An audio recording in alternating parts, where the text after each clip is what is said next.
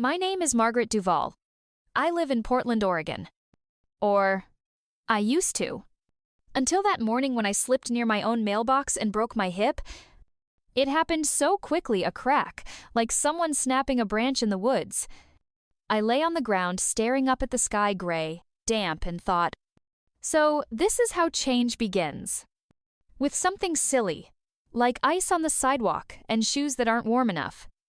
After surgery and 3 weeks in a rehabilitation center, I got a call from Christina, my daughter. Mom, maybe you could stay with us for a bit, just until you're back on your feet. She said it gently, calmly, no pressure. I could hear the twins Lily and Elijah laughing in the background. I knew they'd be happy, and I said yes. It's just temporary, she said. You know we love you, she added, just before hanging up. A week later, they met me at the San Diego airport. They live in Carmel Valley, a neat little neighborhood of light stone houses and obligatory flower beds. Everything looks like an ad: smiling neighbors, dogs on leashes, white picket fences. That day, the air smelled like blooming jasmine and expensive shampoo. Christina hugged me carefully, like I was made of porcelain. Her husband Doug shook my hand the proper way, polite, a little tense, but I didn't pay much attention. The children ran up like I was a retired Santa Claus. Lily shouted, "Grandma, are you living with us now?" "Just for a little while." Christina quickly corrected her. "Until her leg gets better." I nodded and smiled. They gave me the room upstairs. Small but full of light. There was a chair with embroidered words. "Home is where the heart is." I unpacked my things into the dresser, took out a photo of Frank, my late husband, and set it on the nightstand. I wanted someone from the past to be looking at me. I tried to be helpful. On the third day, I baked a pumpkin pie, my grandmother's recipe, with cinnamon and ginger. Lily had 2 slices. Elijah licked the plate. Doug said, "Mrs. Duval, that was amazing." I replied, "Call me Margaret, or Grandma, whatever you prefer." I ironed clothes when Christina worked late. I walked their Labrador, Chester. I even learned how to use their smart home system to play relaxing music in the evenings. When Lily got sick, I sat by her bed reading Holly and the Magic Backpack. Then I went to Walgreens and bought syrup and a thermometer the old-fashioned way, not through an app. I overheard Christina talking to someone on the phone. "Mom's helping. Yeah, for now it's convenient. Of course, it's not permanent." I pretended I didn't hear it. We didn't fight. There were no arguments. Just the quiet feeling that I was a guest, a very welcome one, but still, a guest. With an expiration date. One day, I swept the kitchen floor not because it was dirty, but out of habit. Christina said, "Mom, don't wear yourself out. You're supposed to be resting." I replied, "I don't feel sick. I just happen to be here." And that was true. I was present. I was helping. And honestly, I believed things were good. I didn't yet know that smiles can be temporary. That love isn't always an invitation to stay. That it's just temporary can sometimes mean you don't quite fit here. But I wasn't thinking about that yet. I sat that evening in the armchair by the window, drinking lemon tea, listening to the grandchildren laughing in the other room. And I thought, this is it. This is home. I didn't yet know it would soon say to me, "You don't belong." It took me longer than I'm willing to admit to notice the first crack. It didn't start with a fight, no shouting. It was quieter than that and somehow sharper because of it. One morning, I was sitting in the living room with a cup of coffee. My favorite cup, old ceramic, with a worn Portland Public Library logo. I'd brought it with me, from home. That's where it all started. Christina came downstairs in her workout clothes, checking something on her phone, and stopped at the entrance to the living room. "Oh, Mom," she said. "You're here?" I smiled and held up the cup. "Yes, I thought I'd sit for a bit. It's so quiet while everyone's still asleep." She stepped closer. Her eyes swept over the couch, the blanket, the mug, like she was glancing into a display window that didn't quite belong to her. "Listen, it's just... Doug and I redid the living room a little. New style, minimalism, clean lines." I nodded, not quite understanding yet where this was going. Then she added softly but firmly, "If you don't mind, maybe have your coffee in the kitchen instead? The living room is sort of a shared space. We want to keep the atmosphere." Atmosphere. That was the first time I felt cold. Not because the house was chilly, but because suddenly it felt like I was too much for this shared space. I went to the kitchen. Luckily, there was a coffee machine and a little radio. I turned on the old jazz station. They were playing Ella Fitzgerald. Jazz doesn't argue with you, it just plays. But the next day, I noticed my mug was gone. I looked for it among the dishes, then in the drying rack. Finally, I checked under the sink and found it behind the cleaning supplies. Upside down, like a retired soldier. "Oh, right," Christina said when I asked. "I just thought, it kind of sticks out. Everything's white porcelain now, to match the new kitchen style." The word style had become almost sacred in this house. It sounded like law. White porcelain, marble countertops, fridge without magnets, handleless cabinetry. Everything flawlessly designed and somehow stripped of life. I tucked my mug away into the drawer with my other things, just to stay out of the way. That night, I poured coffee into a tall smoothie glass because, well, it was white. And then came the moment I remember almost word for word. I was helping Lily with a craft project. We were making paper Christmas gnomes, even though it was October, because she wanted the holidays to come early. We were laughing. The table was a mess of colored paper and glue. Christina walked in, looked around, and exhaled as if someone had dumped trash all over the floor. "Mom," she said it gently, but firmly. "Could you maybe do this in the garage or out back? We just cleaned in here." I stood up, gathered the paper, the glue, the scissors. "Of course, sweetheart, not a problem." And then she added, with that tone I would come to hear more and more, "It's just, this is our home, Mom." I nodded. But something inside me shifted. Like I'd just received a notification. "Your visa is about to expire. Please prepare to exit the comfort zone." It wasn't betrayal. It wasn't cruelty. It was soft displacement. When no one kicks you out but every day, the space you're allowed to occupy gets smaller. I looked at Lily. She looked back at me. Her fingers were covered in glitter. Her smile was real. And I thought, for her, I'll make gnomes in a closet if I have to. But I'm a person too. And I felt it one day that closet would become a metaphor. When you stay silent long enough, people start mistaking you for the silence itself. I didn't feel it all at once, more like in a film, when the brightness fades slowly. You're still in the frame, but the light is no longer on you. It started with little things. I'd make breakfast for the kids, but Christina would rearrange the plates. "They only drink almond milk now, Mom. Don't give them regular." Or, "Please don't mention the cartoons you like. They're into different things now." So I stopped speaking to stay out of the way, to not intrude. Then one day, I overheard Doug, my son-in-law, talking to Christina. I was walking past their bedroom, the door slightly open. I wasn't eavesdropping. I just stopped when I heard my name. "Maybe it's time to stop tolerating this," he said, tired, quiet. "You said it was temporary." Tolerating. Not welcoming, not caring. Tolerating like a headache, or a shopping bag by the door that no one bothers to take out. Like me. I went into my room, closed the door softly, and for the first time in that house, I let myself not cry, just let my face go. Let it become still, empty. Later that day, I suggested painting with Lily. She was excited, sat down next to me. I brought out an old watercolor set, the same one I once taught Christina with. Lily painted a unicorn with a green mane. I praised her. It was a good moment. But when Christina saw, she said, "Mom, are you giving her those paints again? We talked about this, they're toxic. I bought special kids' markers." I replied calmly, "It's children's watercolor. Safe. You and I used it, remember?"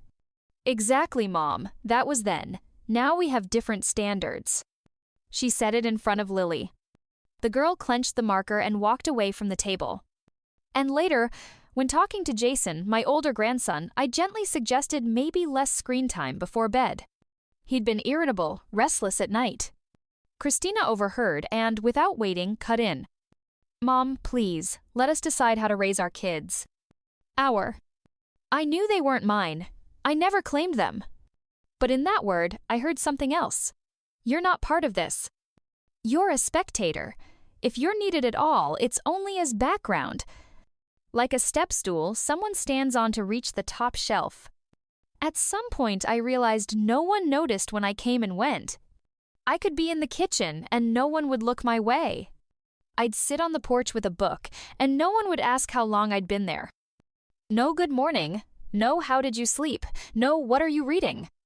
Then one day, Christina not unkindly just casually said something to a friend on Zoom that I will never forget. "Mom's kind of here, like furniture, doesn't get in the way, just not really our style." Furniture. Not designer, not from the catalog. More like a chair from the old house, sturdy but no longer matching the decor. I turned on the kettle, picked up that same library mug. The ceramic felt cool in my hands, familiar, almost like home. And I thought, if I'm furniture, then I'm something people leave their coats on. Something ignored until it's time for a garage sale. But I'm not a chair. Not a throw blanket.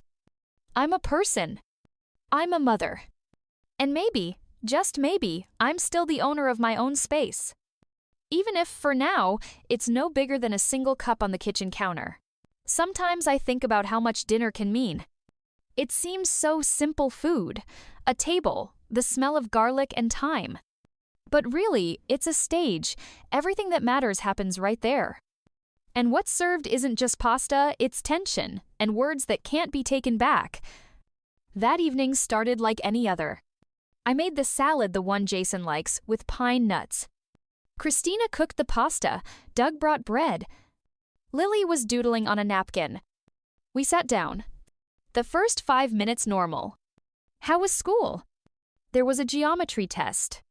Did you know jellyfish don't die? Lily said. I smiled. Turned to her. Yes, sweetheart. Some are almost immortal. She nodded enthusiastically. And then silence, not the comfortable kind. The kind that comes before thunder. I felt Doug tense up. Christina set her fork down. She looked at me, coldly, clearly, and too loudly for a kitchen. You're in the way. The air in the room grew heavier. You're in the way, Mom. You're everywhere. You interfere. You're extra. Her voice didn't shake. It was sharp, controlled, the kind of voice someone uses not when they're saying it for the first time, but when they've finally decided to say it out loud. Jason dropped his fork. Lily froze. Doug stared at his plate. I looked at her, at my daughter. The one I labored with for 17 hours in a Portland hospital. The one who was afraid of the dark until she was 9. The one who used to call me from college, crying over her essays. I could have said something. Defended myself. Walked out. But I did the one thing no one expected. I smiled. Calmly. Not like a polite guest. Like someone who suddenly sees it clearly. The whole construction has collapsed, and that's okay. Because the truth is finally out. I looked at Jason. At Lily. Not at Christina. And I said, "Thank you." They didn't understand at first. "Thank you for saying it. Now we can stop pretending." I stood up, picked up my plate, gently. Not like in a movie, not dramatically. Just like someone who knows, silence is no longer an option. I didn't slam any doors. I didn't shout. I knew, my place isn't here. But not because I'm extra. Because I no longer live in the shadows. I walked out of the kitchen, and for the first time in a long while, I didn't feel old. I felt alive. I didn't slam the door. I closed it gently, like someone who respects even what they're leaving behind. I was wearing a warm sweater, the one Christina gave me for Christmas 5 years ago. Back then, she still wrote in her cards, "You are my everything." Funny how phrases expire. I went down to the porch. The suitcase wheels thudded softly against the boards. Jason looked out the window. I could feel it, though I didn't see, but he didn't come out. And you know, it was strange. I didn't feel pain. Just the air, free, dry, slightly cool air of an early New England evening. I ordered an Uber. The driver was polite, a Latino man named Marco. He didn't ask questions. The motel was ordinary, a red roof inn just outside Danville, near the highway. One lamp, a blue door, the smell of cleaning supplies and cheap coffee in the lobby. At the front desk, a girl gave me a key card and offered me coffee. I declined. The room was small, but it had a window. I sat on the bed, stood still in the quiet, and didn't cry. I simply took out a notebook. An old one from when I used to write down recipes. Opened to the first page, breathed in, and wrote the title. What I can do on my own. Item 1. Pay for my own place, even if small, it's mine. Item 2. Cook myself dinner with rosemary, just the way I like. Item 3. Choose who I talk to and who I say no to. Then another. I can start over, because this isn't the end, it's a turning point. I didn't write it in tears. I wrote it firmly, as if something inside had switched on. Clicked. I've lived 64 years. I raised a daughter, buried a husband, worked night shifts as a nurse, did laundry by hand when we had no washing machine. And now I'm here again. Not at the beginning, but at myself. Sometimes, to become yourself, you first have to become unnecessary. Only to remember, you are not an add-on. You are the root. And if they pulled you out, you can grow again. Wherever you choose. I lay down, closed my eyes, and for the first time in a long while, I slept. Secrets come in all kinds. For some, it's an affair. For others, a second passport. Mine?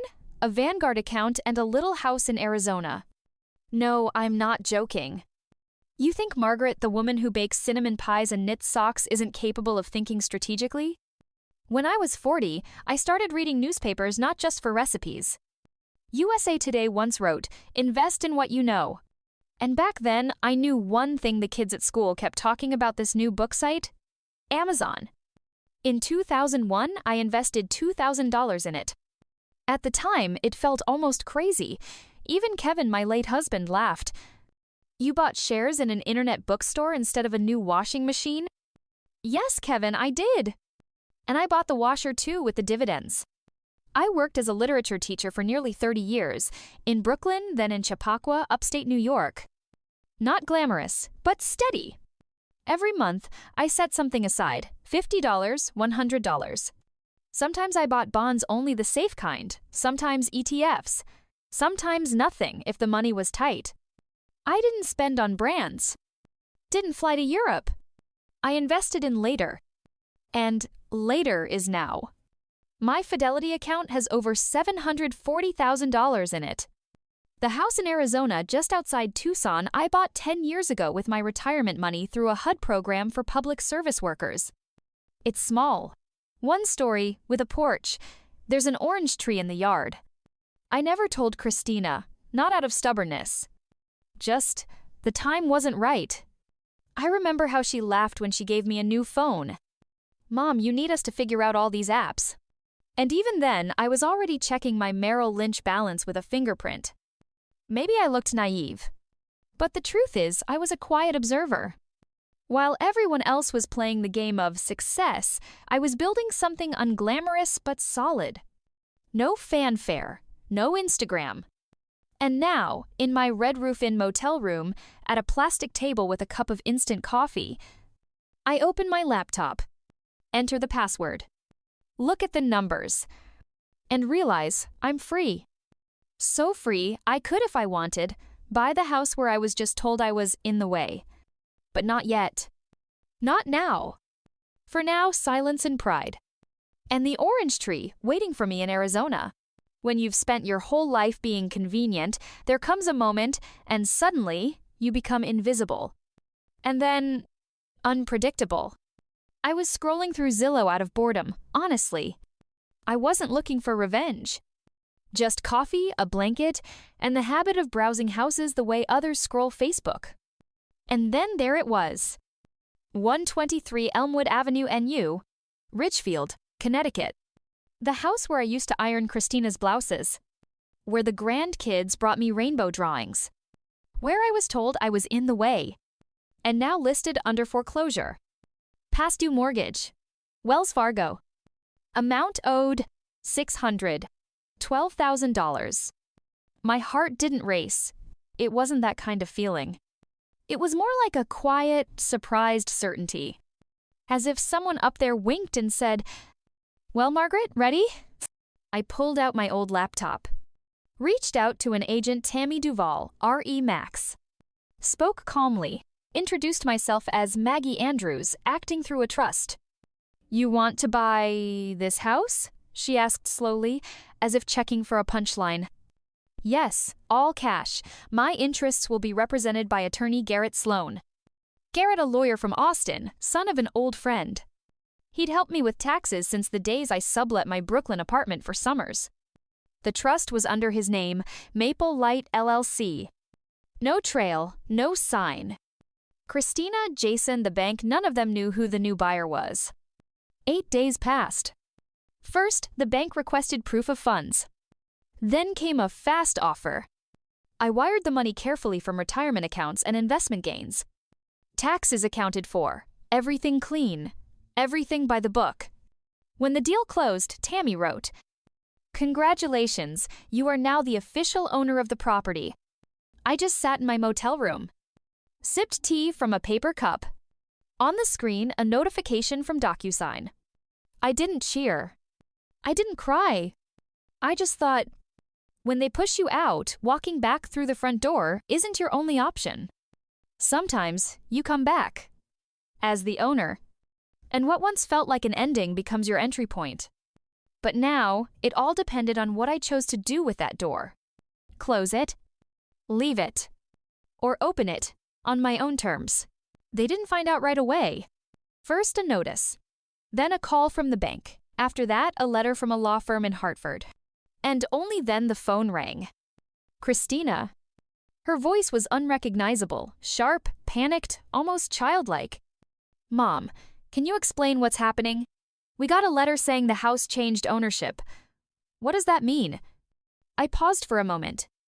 Not because I didn't know what to say, but because, for the first time in a long while, I didn't need to explain myself.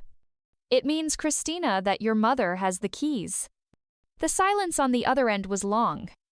The kind of silence I hadn't heard since that dinner the night she called me in the way. 2 days later, I arrived. Everything was done by the book. The documents filed, the date of transfer confirmed. I didn't come with bitterness. I came with dignity. The taxi pulled up to the familiar driveway. I stepped out slowly. In my hand, the same suitcase I left with. Christina opened the door first.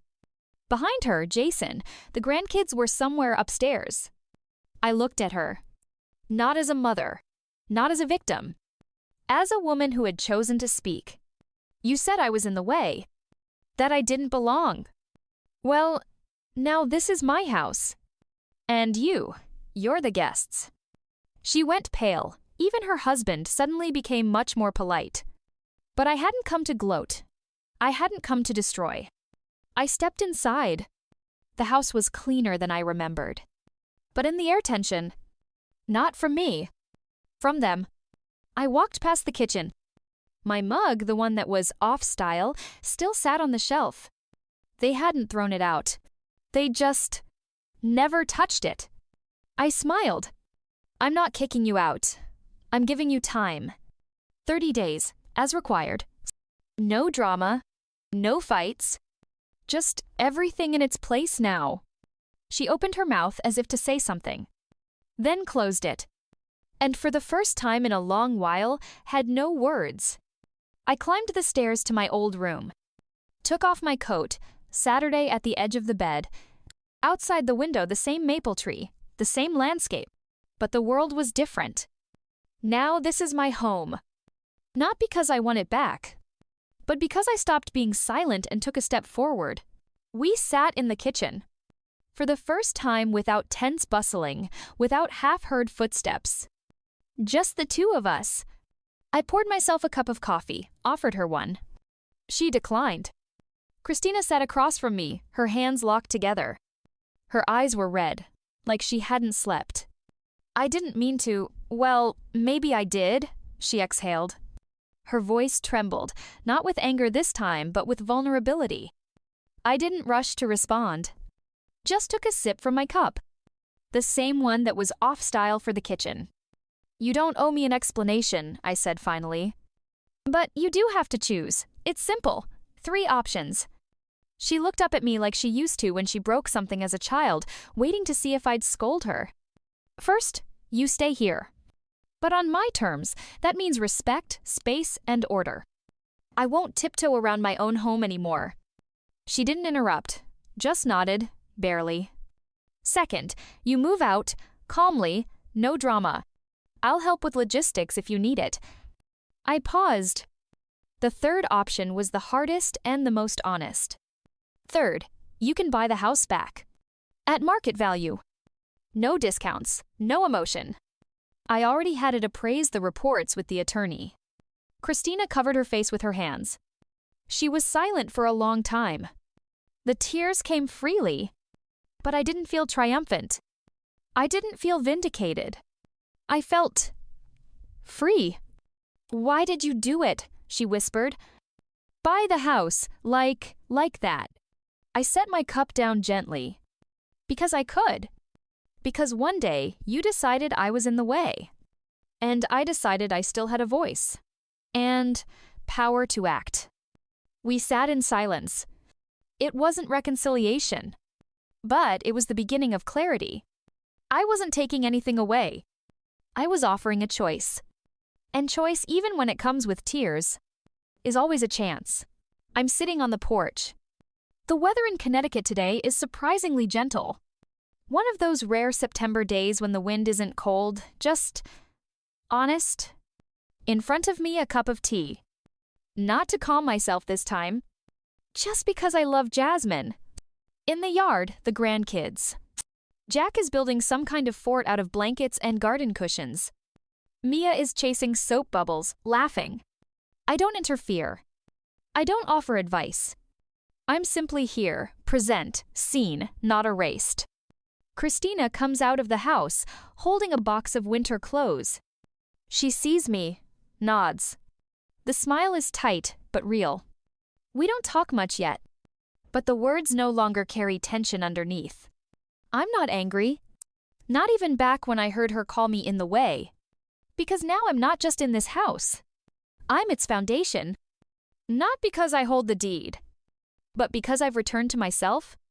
I never stopped being a mother. I just stopped being convenient. And I learned how to be an adult even in front of my adult children. They chose to stay. On equal terms. And that, perhaps, is the best possible outcome. Sometimes Jason helps me in the garden. Sometimes Christina brings me bills and asks me to explain what adjustable APR means. Sometimes we sit in silence. But that silence isn't cold. It's made of respect. My boundary is no longer wiped away by politeness. I lift my cup. Take a sip. I hear Mia yell. Grandma, come look. Jack says it's our castle. I smile. I stand up. Slowly, with dignity. Sometimes, to return home, you have to buy it back first.